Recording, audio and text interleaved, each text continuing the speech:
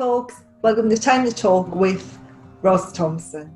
Just had such a great hour chatting with Ros, who's a Bach Flower Remedy practitioner and who specialises in working, as well as with people, with dogs and cats and horses. And I've known Ros for years. We go back a long way to kinesiology days, and it was so good just chatting to her. So if you don't know what Bach Flower Remedies are, or how we would use them with animals, then settle down, get yourself a cup of tea, and enjoy the next hour as I talk to Ros Thompson of Aspen Crest, all about Bach Flower Remedies. Take care, stay safe, bye-bye. Hi Ros, welcome to Time to Talk with Les Graham. I'm absolutely delighted to have you on the podcast. How are you doing? I'm all right, and it's lovely to be here. Gosh, how long have we known one another? Was it right? Okay, so we need to go back. So I met you when you had Moonbeam, your pony. Yep. And so, but then you came and trained to be a kinesiologist with me in 2002. I did. Because I had bought. Right. I had bought in the sitting room when we were. Yes. So was it 2002 or 2001 that I come out to see Moonbeam for you? Probably 2001. Wow. Yes. Wow, that's a long. God, that's nearly 20 years ago. Good grief. Good grief. So, and then, if you please, this morning up pops a photograph of our little puppy dog 6 years ago. I know. My goodness. Yeah. So, Ros, what I'd like to do is just, because it's primarily for dog folk who are listening, although other people listen as well. I'd like to talk to you about your dog, and then I'd like to talk to you about how you got into complementary therapies, because you're a complementary therapist, which is awesome. Yep. You had a golden retriever when we met, didn't you? We did. Okay. We did. So how long have you had goldies, and why golden retrievers? We had a golden retriever because we had one for 2 weeks while some friends were going away, and we really enjoyed the experience. And hubby had always liked the golden retrievers, and I rang the Labrador Rescue Trust and said we would be interested in having a dog, and they came and they vetted us. I not told you the story when we had 3 monstrous dogs rampaging through our house. Well, right. Would it be tell me again on the podcast? Well, they vet you. I mean, it's hilarious. They come and they vet you, and you're not expecting it. You know that they're coming, but you don't know when they're coming or what they're coming with. They just turn up. So they turn up, but you open the door, and these 3 dogs went charging straight past me. Labradors? Yes. Good grief. Chocolate, a black, and a golden one. And they went straight out into the garden. Fortunately, David was out in the garden, because I thought, all over the garden, David's going to go mad. That's probably why we did it. Well, probably, but nothing happened, of course, because if there was anything to go mad about, David would have done that in the garden. Anyway, they came back in the house. They interviewed us, interviewed us, whatever. It was great. And then they said, well, you're being quite specific about the dogs that you want. So I think it might be sort of at least 6 months, because we didn't want a puppy. We were quite happy to have an older dog because that suited us. And we weren't worried about sort of the additional expense that comes with an older dog, etc., etc. 3 weeks later, the phone rang. We've got a dog we thought you might like to come and see. Okay, right. Dum-de-dum, Buster, 7-year-old, golden retriever, beautiful, but very, very, very underweight. Sadly, he was a divorce remnant. Neither of the couple could decide who wanted the dog and who was going to have the dog, so they basically decided that nobody would have him. Oh. Yes, so he went off to foster home, but he'd been fed on scraps off the table. So as opposed to the 40 kilos he should have weighed, he weighed 25. Oh my God, that's hideous. It was, yes, it was a really pitiful sight, but he was beautiful. He really was absolutely. When did you get you've got me going now. When did you get him? Because I met you in 2001 and he was gorgeous. Well, how long did he have him? Probably 2000. I think we'd only had him about a year. He died, let's work this out. We would have had him probably 2000, 99, 2000, something like that, because he died when he was 14. So we had him 7 years. And he died, he died in 2009. Mm-hmm. So, but the bit that shocked us, we went and saw him in the foster home and thought absolutely fell in love with him. And they said, well, you're going to take him now? I went, what? I haven't got anything. So, sorry, hadn't got so much as a lead by then because we thought it was going to take 6 months. So, of course, we spent the weekend running around trying to get everything, and he became a part of the family this week. Yes, exactly. Yes. And I had thought, in my pie in the sky attitude, I thought, well, this will be lovely. I can take the horse out for a walk with a Lenny and take the dog as well. That was fine, but the horse didn't like the dog. They didn't get on. Well, Moonbeam was centre of attention because he'd been part of our life for so long. He just thought, actually, I don't want him. He's detracting from my attention. So, but the dog was fine. Buster was absolutely fine, but Moonbeam didn't quite fancy the dog. So yes, the dog came into our lives, and I got into holistic therapies in 2000, and I went to college to study pottery. Oh, that's on my list to do. Right. This might put you off, but anyway, I decided I wanted to do something to chill out. All right, I got a full-time job. Chill out. Yeah, precisely. Me chill out. They don't go. The two go in the same sentence. But I thought I'd go and do something really, really different. So off I trotted to this pottery class, thinking it would be a piece of cake, and the ideas would come, and I'd do something, and all the rest of it. No, absolutely no chance. I sat there while other people made the most beautiful ceramic plates, beautiful teapots, vases, crockery, etc., etc. And it was as much as I could do to put a vase together and a mug, both of which were like that, and both of which leaked. And the lecturer said to me, when did you last use the creative side of your mind, Ros? And I went, I don't know, when I was at school, probably. Well, when was that? I said, a very long time ago. He said, might I suggest you consider doing something else? I said, are you throwing me out? He said, no. He said, but I'm just suggesting that you might not waste your time sitting here stressing yourself out. Wow. So, yes. And the next thing I saw further down the corridor was a room for reflexology and Indian head massage. And I thought, right, that's it. Wow. So I'll go and do that.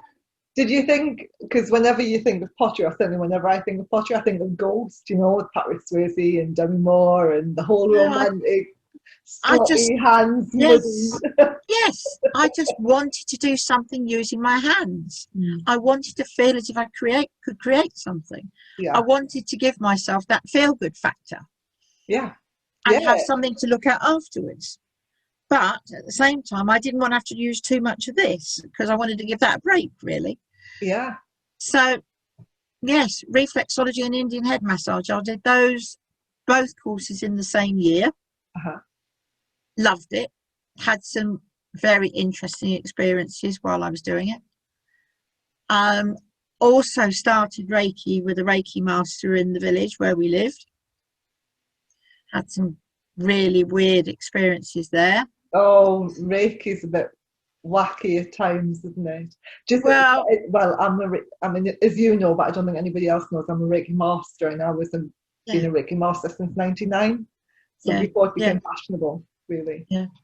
Well, this was 2001 when I did my Reiki, and I went and had a chat with her one day, and she said, well, you could do your reflexology, and I could be one of your case studies for your reflexology. I said, well, that would be lovely. Thank you very much. So I'm doing her feet. And as I'm doing her feet, she goes to sleep and she starts to talk in the voice of a man. Oh, Craigie, okay. Okay, fine, right. We went down that road, but we got through that, and that was that. But that was my start of the introduction to complementary therapy. Then we had the situation with the pony, whereas my daughter was starting to learn to ride, fallen in love with a beautiful pony by the name of Moonbeam, who was headstrong and feisty to the point where it hurt. And I needed to get some help. And all the stuff I knew, you came and saw him. Lovely pony, but it was a death wish waiting to happen. Mm. And I went and had a chat with a lady in the village, having talked to some friends. And they said, go and speak to this lady in the village. And I can still remember her name to this day. Pat Onions, her name was. And I sat in her house for about an hour and a half talking about the pony. And she gave me these wonderful remedies.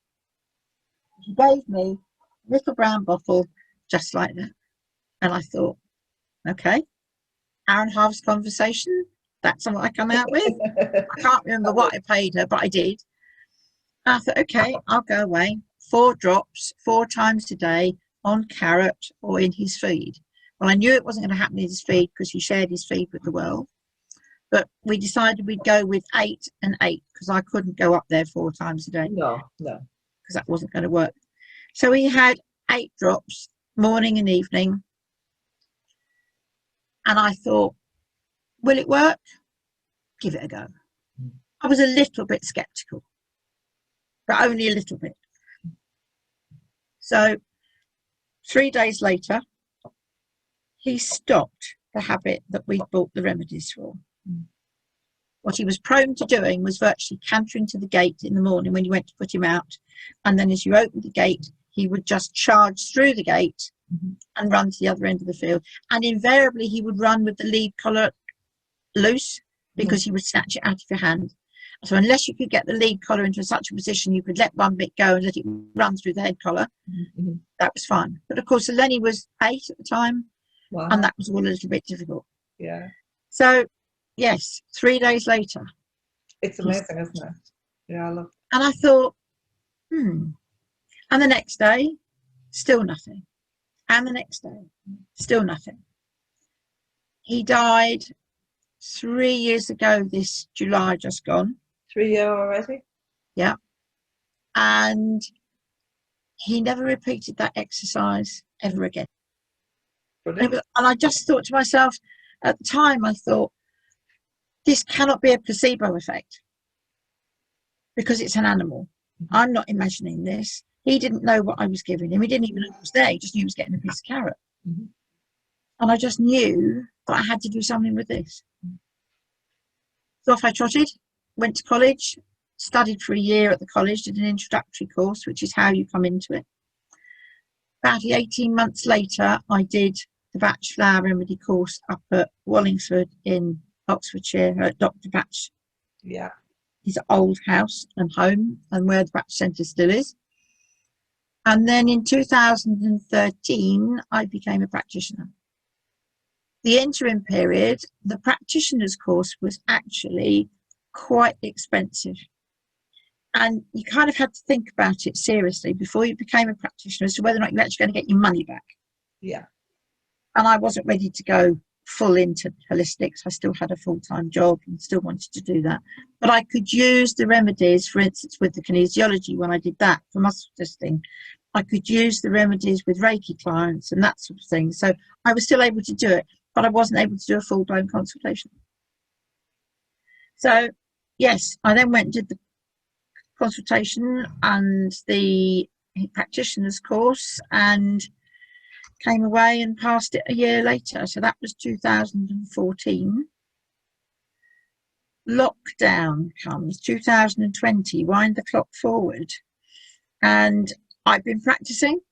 I've been working with a variety of cases, some dogs. My first animal case was a gun dog that when the gun came out and the owner decided he was going shooting, the dog sat in the cupboard under the stairs. Because he didn't like the gun, didn't like the bang. And it was the bangs he really couldn't cope with. So I made up some remedies. He had the remedies and he was fine. 2 months later, he was absolutely fine. Then I did fear of flying for humans. That turned out to be a long protracted case because there was a certain amount of abuse and difficult things in there. And I dabbled with the dogs and dabbled with the humans up until 2020 when I was furloughed. And I realised that I really needed to do this on a full-time basis because I now have the opportunity, because I didn't have a job to do. I had no excuse. Go bite the bullet and get on with it. So that was me, really. All our dogs have had them. Buster had the Remedies. Snoopy's had the Remedies. Our current dog. My daughter's dog, he's had the Remedies. He's a cockapoo, and my daughter had a baby about a year ago, and he really needed some help adjusting to it because he'd been my daughter's baby, and now my daughter had another baby, and that wasn't, we didn't think, going to quite mix. As it happens, he's been an absolute joy, and he's probably much better behaved than our dog. Ros. Terriers don't like babies. It's a dog. We'll get used to them. Mm, I'm very much, it's a dog, the dog's a dog. Craigie, you skipped through a whole load of stuff there, Ros. So, I mean, I used Bach Flower Remedies for years as a kinesiologist, as you know. So, I love them. I think they're amazing. I've got them next door in the spare room, and I still use them. So, do you want to say what Bach Flower Remedies are, because we're talking about them, and then we can talk about kinesiology as well. So, what are Bach Flower Remedies? And it's so good hearing you, because we were told when I learned Bach that it's Bach, it's not Bach. And it's you still hear Bach. people calling them Bach Flower Remedies, but it's not, it's Bach, it's Bach Flower Remedies. And I think people people used to think it was because I was a Geordie, I'd say Bach instead of Bach. No, it's Bach. So, Bach Flower Remedies, what are they? Well, most people will have seen the little yellow box in a complementary therapy shop, health food shop, boot, the rescue remedy. Tesco's. Yeah, Tesco's, Asda, now it's everywhere apparently, I understand, but I don't go that far. So yes, little yellow box with the rescue remedy.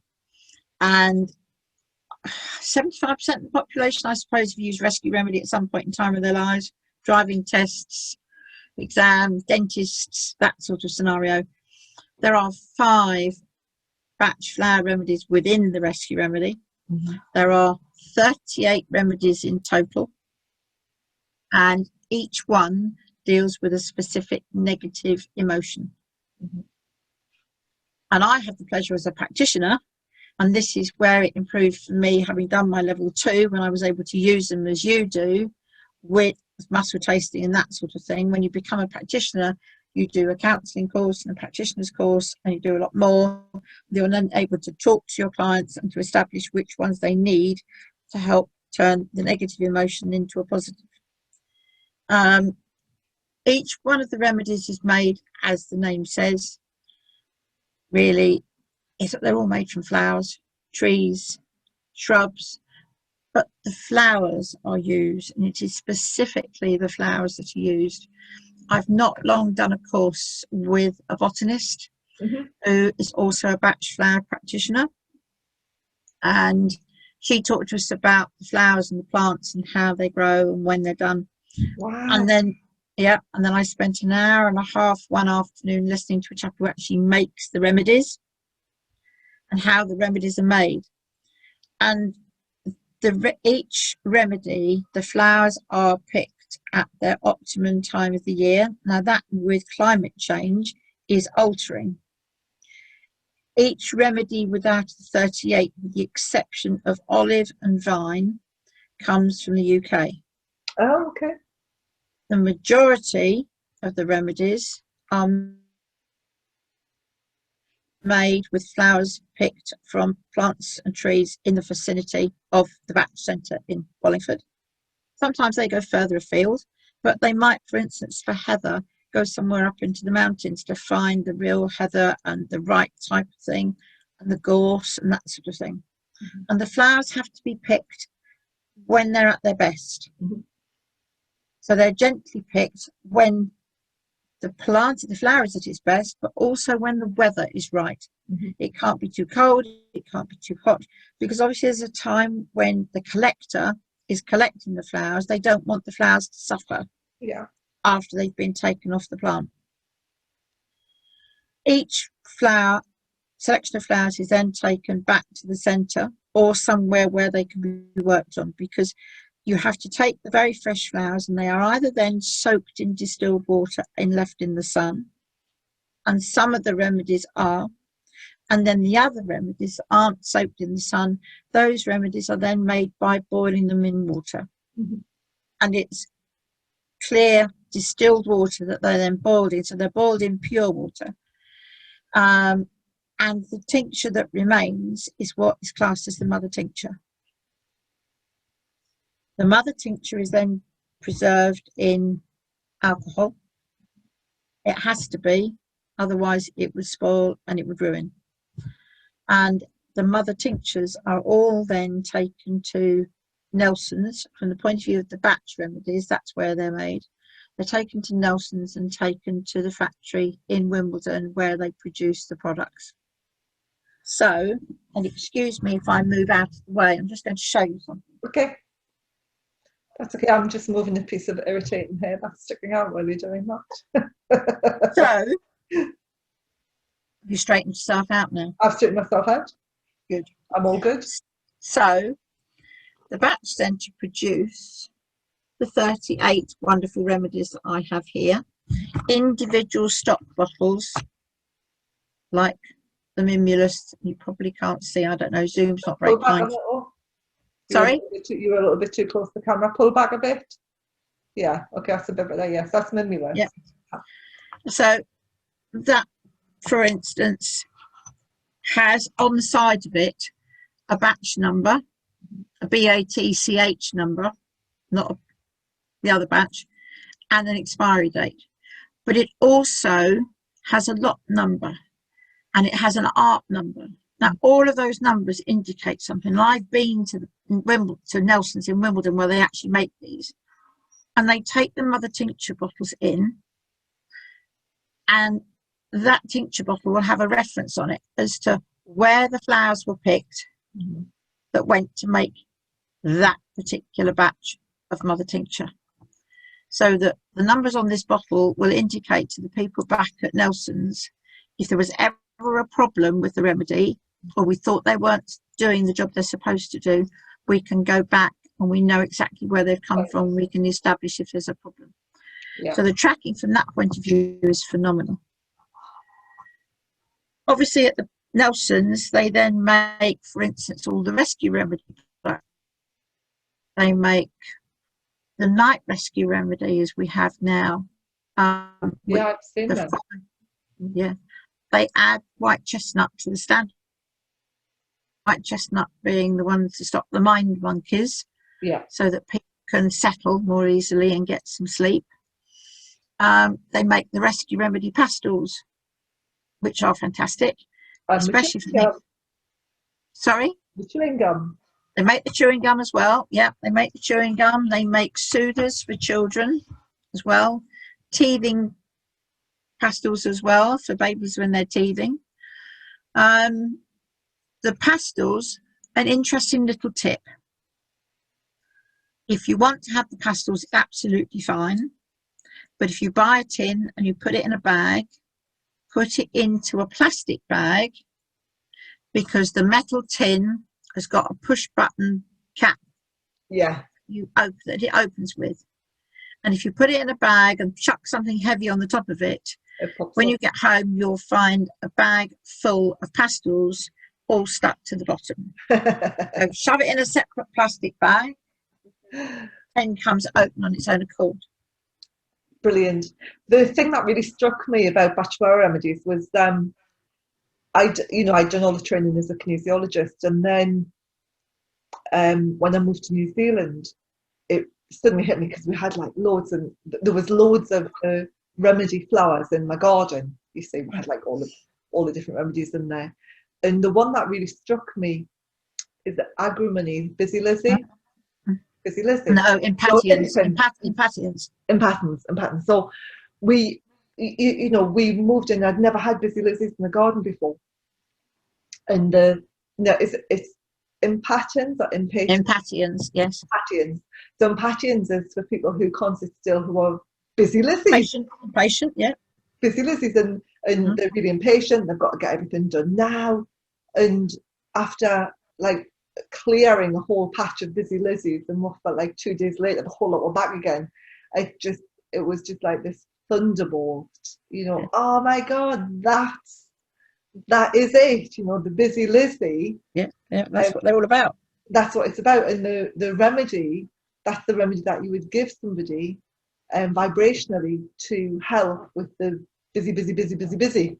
And it was a massive aha moment for me, you know. And even though I'd done all this training like years before, it was just that which really brought everything together for me in relation to Bach Flower Remedies. It's funny, isn't it? It's just that one thing. And then when you were the botanist, did they go through the doctrine and signatures with you as well, or did you do that on the Bach Flower Remedies? No, I didn't do those at all. So, but what we did do, we talked about the various plant attributes in line with the actual remedies. Mm-hmm. One that stuck with me is aspen. Okay. And aspen in Canada is the whispering tree. And apparently, an aspen tree, the leaves will move even on the stillest of days. So it's almost a bit weird. Uh-huh. So it's unknown. And aspen is all about the fear of the unknown. Oh, interesting. I just find, because I know a lot of people will poo-poo Bach Flower Remedies, but you know, vibrational medicine's an amazing thing. And I think when we trained in it, you know, I started Reiki in 97, became a Reiki master in 99, became a kinesiologist in 2001, and really ahead of the curve. Whereas now, complementary therapies and vibrational medicine is a lot. It's not quite so much wacky hippie shit, is it? No. It's more we were considered to be a bit woo-woo, weren't we then? That was one word for it. Well, it was. We were a bit odd. We were a bit odd. Whereas now, I find it quite funny. I was talking to a vet who does acupuncture and physio and stuff, and I was down for a coffee, and she showed me one of the books, and she says, "Oh yeah, this is real cutting edge stuff, and this is really new stuff." And I looked at her and went, "I was doing that 20 years ago." Yes. You know, this is like, you know, doing polarity on a muscle. She did on, I can remember doing polarity with Moonbeam. Yes. But, you know, doing polarity on a muscle to take it out of spasm. Yes. And allow the body just to, you know, find it. Relax. Yes, find itself. Yeah. Find itself. And, but it is funny, isn't it? So, vibrational medicine, Ros, how does it work? I'm putting you on the spot now. So you are pushing me on the spot. Well, I can say it if you like, but it's just. Go on then, you say it. You say it. You can probably say it better than I can. Well, Bach Flower Remedies are very much vibrational medicine, and everything.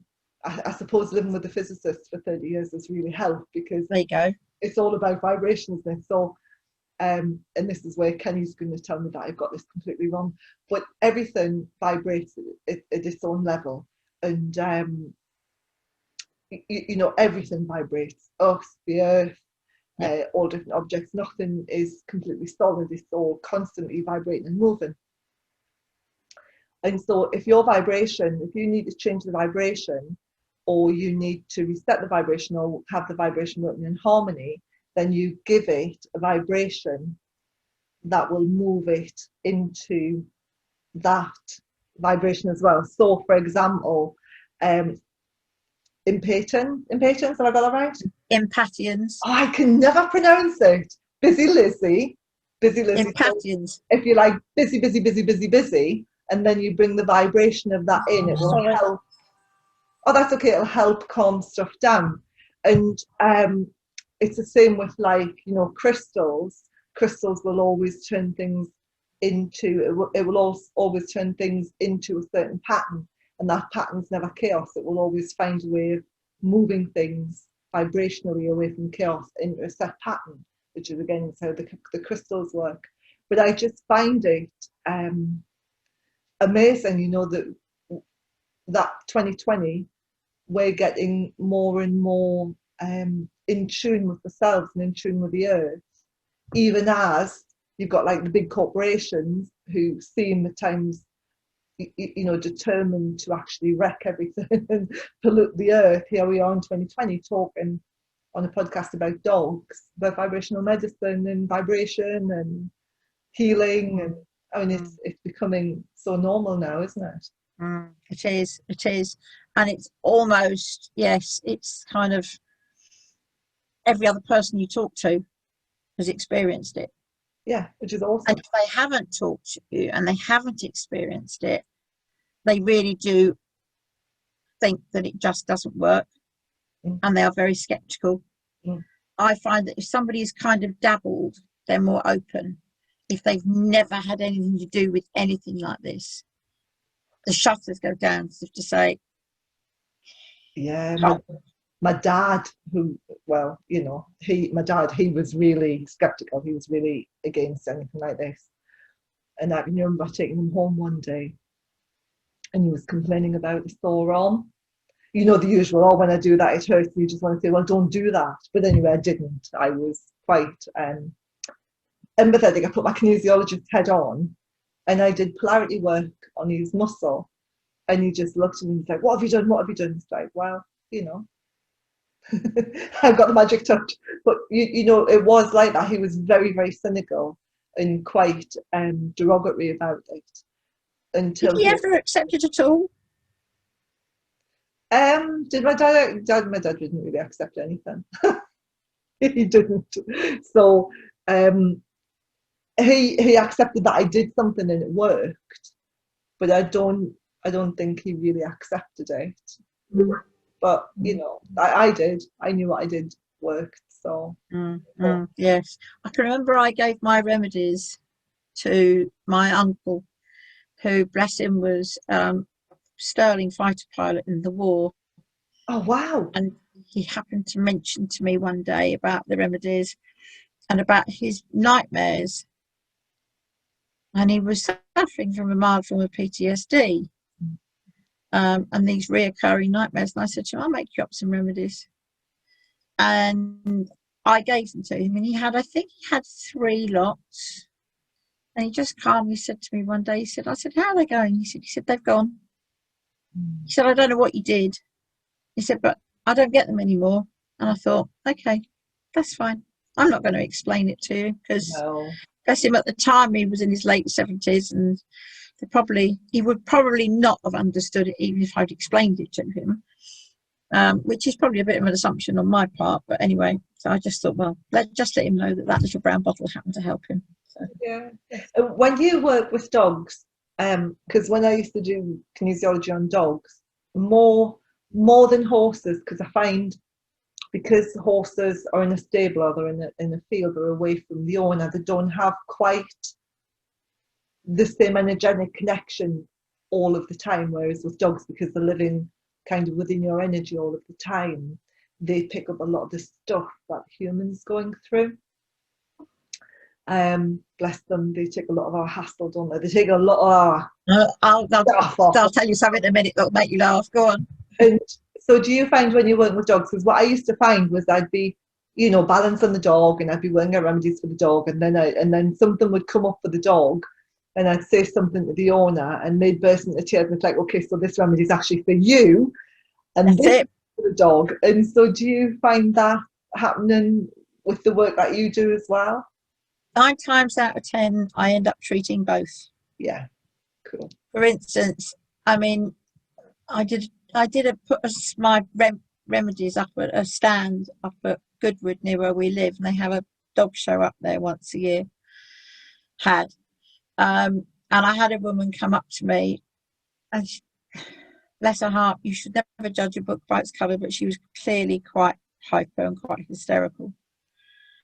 And she said, I cannot understand. She'd got this beautiful spaniel, absolutely stunning spaniel, but being dragged around, only a youngster, and just terrified, off the Richter scale, terrified. She said, I just don't know what to do with him. She said, every time I go out for a walk, she said, he runs off. And I looked at her and I said, have you trained him recall? Oh, good girl, Ros. I did pick up quite a few things from you, strangely enough. I recall what you say to me on more occasions than you know, I tell you. She said, well, she said, he does normally come. And I went, really? I said, and what do you do when he doesn't come back? I said, do you stand there quietly and just call him? Or do you run after him screaming, come back, come back? She said, well, I tend to have to run after him. And she said, invariably, I end up screaming and shouting at him. I said, why is he going to come back to you if you're running after him and screaming and shouting at him? I said, because he knows you're terrified. I said, he's looking for somebody to be confident. And she looked at me quite seriously as if I'd got 3 heads. I said, until you have the confidence to take your dog out and let it off the lead, knowing 100% that he is going to come back, no fail, you go out with him on a long lead. But that's no fun for him. I said, he doesn't want the fun, bit running away from you because he's terrified. I said, he's quite happy on a long lead. I said, he can do all he needs. I said, it just takes a little work on your part, gathering the lead up and making sure he's okay and hasn't tangled himself in all sorts of animal rubbish. Oh, okay. And most of the dogs I treat, the owners have the remedy. Yeah. The dog has the remedy. Why not? As I said to them, your fear goes straight down that lead, straight into your poor dog's head, and the dog's looking at you as if saying, well, if she's scared, what am I supposed to be? Yeah. She's supposed to be looking after me. My life depends on her, and she's terrified. Absolutely. And I really like the rescue remedy chewing gum for that. So if I'm working with somebody who's got an aggressive dog, or they're frightened of their dog, you know, or they're frightened to walk their dog because they don't know what the dog's going to do when it sees another dog, then generally I get them to munch on rescue remedy chewing gum, because when they get nervous, then they can have like a good old chew, and that will release the rescue remedy for them. So it's really great. Gosh, yeah. Yes, it's an interesting fact, but I find it also quite interesting when the owners try to fight the fact that it might partially be them to blame for their dog, but it isn't them knowingly to blame for the dog. I think that's the key. The owners just don't know, don't understand how this transfer of energy takes place between an owner and a dog. Yeah, I mean, I haven't got it with me, it's no good with one person anyway, but you know Pikachu, do you remember Pikachu from when I trained you as a kinesiologist? The gorgeous Pikachu. Yes. Yes, I do. I tell you what, I had a Pikachu and I've lost it, and then I found it and it had died. Oh no, putting your battery in it. There's a battery. Yes, I know. Oh man, so I've got this little toy called Pikachu, and it's an electric Pokemon. It goes back to when my son was little, and there's it's a little circuit at the bottom. You put a finger on one little circuit thingy, and then you put your finger on the other one, and it goes Pikachu. But you can actually transfer the energy around by getting people to hold the hand. So we all stood in a circle, didn't we? We stood in a circle. Well, I do it on the instructor course as well to demonstrate how important it is to have good energy when you're training your dog, because how energy transfers from you to the dog, either, you know, not necessarily down the lead, but just touching or being in the vicinity of each other. The energy will transfer. And I do it on the instructor course, on the APGI course, and we play with kinesiology and we play with energy, and all of that. Yeah. It's so important. It's so underrated. But I also think dogs smell that fear, don't they, as well? There is that thing about smelling fear. Smell of fear. They can smell changes in the blood chemistry. What's coming off your skin and everything. It's why they can, you know, detect cancer and all of that. Not the often. And horses can do the same. Horses can do the same. Now, I can't remember what it's called. It's not flemishing, where they bring the top lip up. Can you remember what that's called? Oh no, I know what you mean. Yeah, when they smell the air, put their head up, they can smell it all. It looks like we always used to say when we were growing up that the horse was laughing because it's laughing. Yes. And that's to do with the olfactory, isn't it? The olfactory. Yes, olfactory nerves. Yeah, that's it. Yeah. It is. It's amazing. So, are you treating many horses, Ros, or is it just dogs you're working with at the minute? I don't do as many horses now as I did do, because I've come out of the horse world, and right now visiting a delivery yard is really, really difficult with lockdown. They're being really, really strict. I used to go and help a girl write and do some lessons for her. I can't go up there now. So, yeah, it's minimum contact. So I don't do that. Bizarrely, tell you what I'm doing a lot of, and that's cats. Oh, really? But I mean, cats are so in tune with energy. But what I find really incredible is that they are also so independent. But they have reacted. I have got cats that have reacted within 2 or 3 days to the remedies. And I mean, feral cats was my first one. 2 feral cats that had been adopted by somebody living in. They hadn't spoken to one another for 5 years. Wow. Within 3 days, they were sleeping on the same bed. That's awesome. It just changes the energy, doesn't it? It just changes the vibration, changes the energy completely. Yeah. From my perspective, I think the biggest thing that I've found I'm dealing with is rescue dogs. Okay. There's a lot of These them. dogs have come into the country from Romania or Greece, and they've done hours in the back of a van, and they have no idea what they're coming to, where they're going. And these people have seen these beautiful little puppies, and 3 or 4 days later, they suddenly realize actually it's got 2 ears and a spiked tail, and it's a demon in itself. They said, well, it looked really sweet. I said, well, you have no idea where it's come from and what it's been through. And people just don't seem to take on board what they're dealing with. So the fear factor within these dogs is huge. Absolutely huge. I'm sure you and I had a conversation about the dog that I was working with. And this dog would actually only ever go out of the house at night. It was terrified of the daylight. Had to be carried out to go out to the loo during the day. Had to be fed practically by hand because the dog thought that someone was going to come and take the food and would just cower as soon as you went near it. I mean, it's just the pain on some of these dogs' faces. You can see the majority of them actually turn out really, really well, and they're really beautiful after them because they're loved so much. Sometimes almost too much. I think the first thing the rescue dog needs is leadership and then love. Yeah, they do. But they need guidance, but they're also petrified. They need comfort and leadership and help. My friend had a dog from Romania. It wouldn't get in the car. Yeah. And it would go around a car park on its haunches and right on its belly. Terrified. And I said to her, 4 days in the back of the car at 5 months old, not knowing where it's going, what's happening to it, being rattled around and bounced about, and probably sick as well. Not being able to get out and go to the loo with sort of excretia and everything else around. It's not fair. You wonder why it's terrified. Yeah, I mean, I will defend some of the rescue centres that do bring them across. Some of them bring them across really well.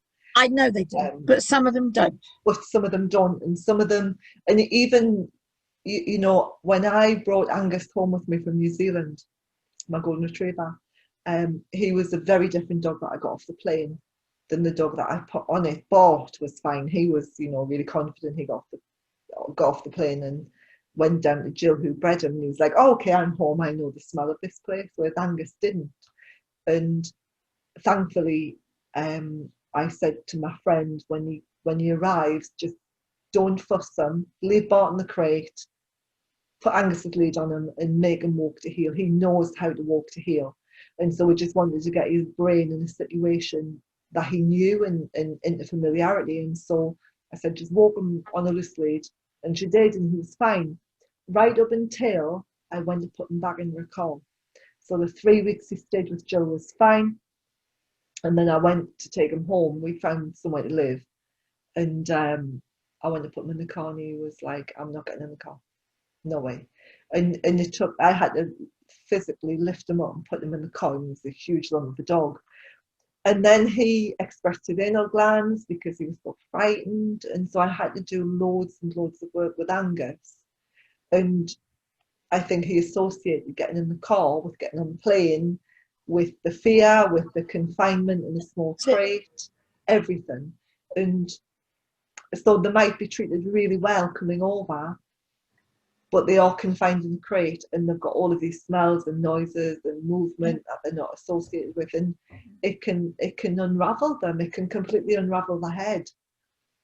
I think they've not only had, possibly in some instances, the bad treatment in the countries where they're rescued from, but that's compounded them by their experiences in the plane, and it's or in the car, and it's of no fault of the people that are transporting them, because they're doing the right thing for the dog.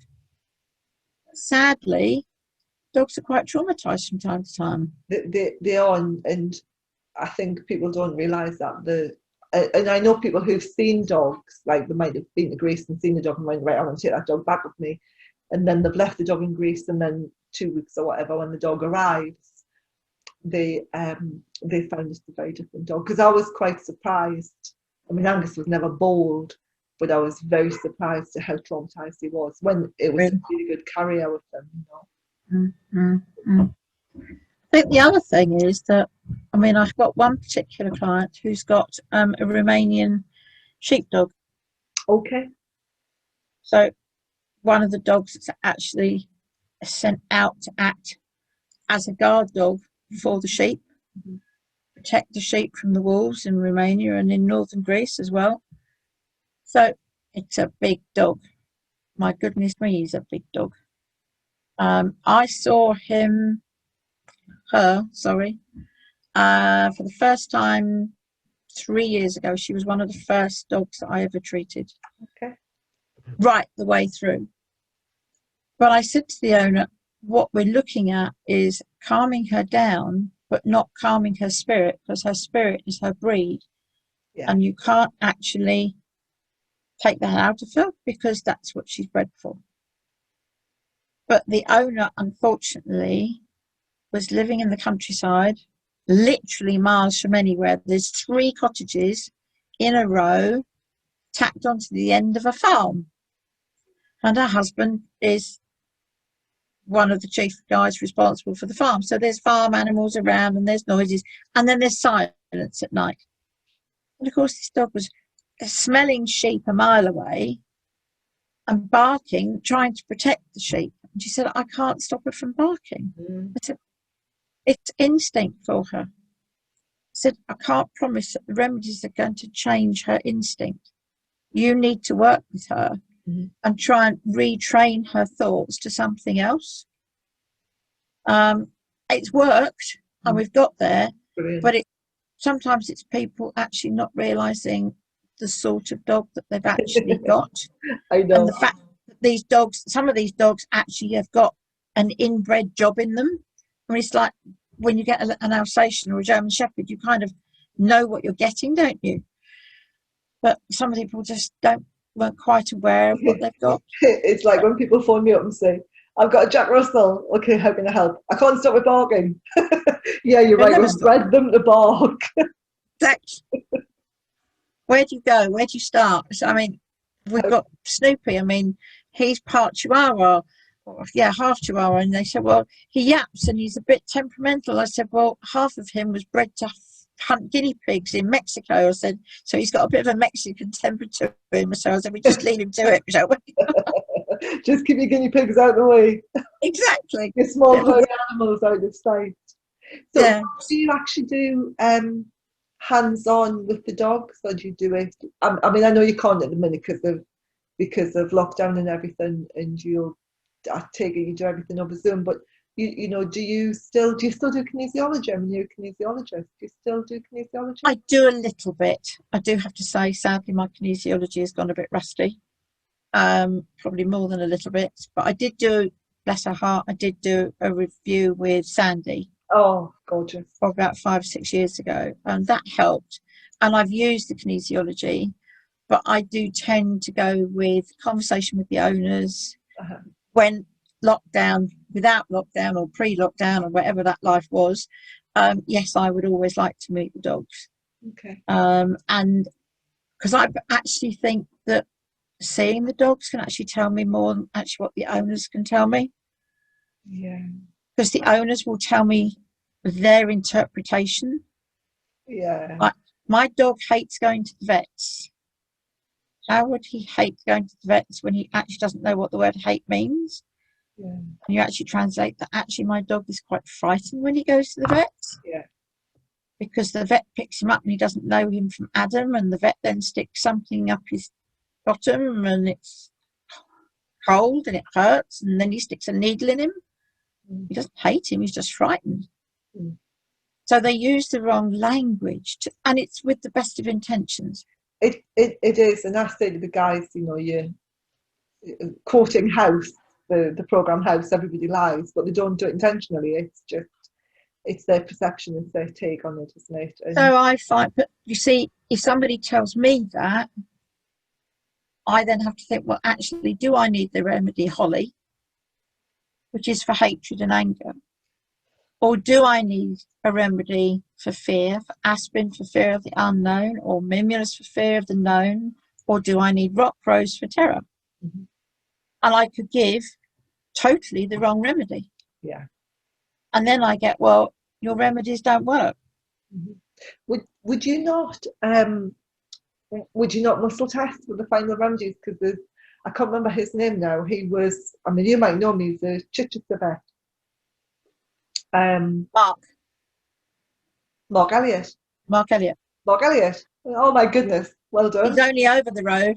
Is he? Well, I took Bart to see him in 2002, 2003 and for homeopathic remedies, and we had a chat, and because at the time they were setting up the British Holistic Veterinary Medical Association, which I was one of the early members of, and I taught him how to do muscle testing in the context of like, because he was saying that you can generally get it down, you can really nail it down to like 2 remedies.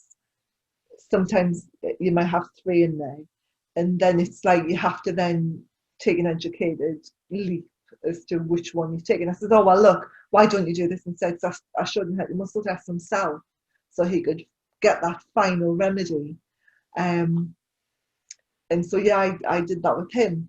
So is that not something you would do with your Bach Flower Remedies? You don't muscle test the dog? No, I don't, because I can actually provide up to 7. Can you? Oh, of course you can, because you do the combinations, don't you? Because of the consultation process, we're able to provide a blend of up to 7 remedies. So I've actually muscle tested to actually establish when I've been in a real quandary, and I've kind of got to 7 and I think there's an 8th, then I will look to muscle test to decide which I've got and which I haven't got. Because there is such a fine line between the example of the fear of the known and fear of the unknown. Yeah. How do you decide in a dog, is it something they know about or is it something they don't know about? And that's a tough one. The unknown very quickly becomes the known. Precisely. Exactly. And that's where you kind of go along the line, you go, right, okay, right, we've got that. Well, is it anger? Is it irritation? Is it frustration? How big is this feeling? And then I've muscle tested for that. There's oak and olive. I've used olive on a dog not so long ago that was incredibly subdued. And I said to the owner, how often do you walk it? Well, she said 4 or 5 times a day. Oh, wow, okay. And I went, what? And she said, yes, 4 or 5 times a day. And I said, well, why? Oh, well, that way he goes to sleep. I said, okay. I said, do you want to walk him 4 or 5 times a day? I said, no. She said, no. I said, well, why don't you give him a game to play out in the garden, or get some games and different games that you can play with him, hide some treats around and do his food differently and feed him over a different night. Oh, but I've got too many other things to do. I said, but you're going for a walk 4 or 5 times a day, so mix it up. This dog was absolutely exhausted. I bet. But I said, where do you walk him? Oh, around the roads. So, of course, the dog's bored as well, because it's the same path. Yeah. The same route. She might have done 2 different routes. And of course the olive helped with the lack of energy, so it helped with the release, the monotony, and the tiredness, because Olive, for instance, has got this ability to provide a bit of revitalisation. Now, I could have used oak, because oak is exhaustion, but struggling on. But the dog was clearly exhausted, but actually was too exhausted to struggle anywhere. Just couldn't go on. So she gave me Olive, and we were a little bit better. And then I found also that I used Hornbeam, then brought the dog back as well. But it's that sort of thing that you've got that fine line, and that's when I will muscle test. Mm-hmm. Especially in the very tragic situations, when you do get the situations with the rescues, and it's very complicated because there's no known history. Yeah, no history. Yeah. You're automatically using Star of Bethlehem for the shock and the trauma, and then using the walnut for the change and the sweet chestnut, and so you can go on. You can end up with having to rationalise between about 10 remedies. Wow. But it works. It does work eventually. It is. So have you given up your full-time job and you're just doing 1 day a week? I do. That's great. 1 day a week is good to keep your hand in. So I don't even want to do that. What are you aspen crest with the dogs and the horses? Aspen crest with the dogs and the horses, and then it's Ros Thompson, Remedies by Ros for people. How fantastic. And so people are really, really busy, as you can imagine. People are busy. Yeah. I'm really busy with people. I'll tell you the other thing that's coming up at the moment for people to keep an eye on. Separation anxiety, please. Yeah, I know. We're waiting for that when people go back. Yeah, we are waiting for the hit. So yeah. What would you recommend for separation anxiety before we call it a day? What I would recommend fear. I would recommend the mimulus, the walnut. I would put in the Star of Bethlehem. I would also put red chestnut in. Red chestnut is for over concern for others. Okay. And chicory, which is for possessiveness. Oh, I could do some chicory for Spud. He's a possessive little so-and-so. He is actually. He's terrible. Oh, really? I might get my remedies out. Actually, you've got me thinking now. I was thinking, I might get my remedies out and see. Chicory is brilliant for possessiveness. Is it? I might. I'm going to ask you when we say goodbye. I'm going to ask you about little Spud because he is so possessive, and I'm hoping to get a puppy. And the last thing I want is for him to take a snap at the pup over a toy. Because he does with Dandy now and again. Is he quite dominant? No, I wouldn't say he's very dominant. He's very possessive and very jealous more than dominant. I think Holly for jealousy. Holly for jealousy. Uh-huh. And then chicory. And then the chicory. And I actually would put a bit of vervain in there. Okay. Vervain for? Just kind of wanting to be top of the pile. I need that. Yeah, I'm very competitive. Ros, it was so good talking to you. It's been years since I've had a good chat. And so it was wonderful to catch up with you. And an hour, how about that? I know, and thank you for your insights on Bach Flower Remedies and vibrational medicine. And stay on. I'm going to say goodbye on the podcast, but stay on because I want to ask you about a couple of remedies, if that's okay. Thank you. So, Ros, thank you very much. It's been such a joy talking to you again. It's been lovely to be here. Thank you so much. Thank you. Take care and have a wonderful Christmas. Thank you, and you. Yeah. Enjoy. Bye-bye. Bye-bye.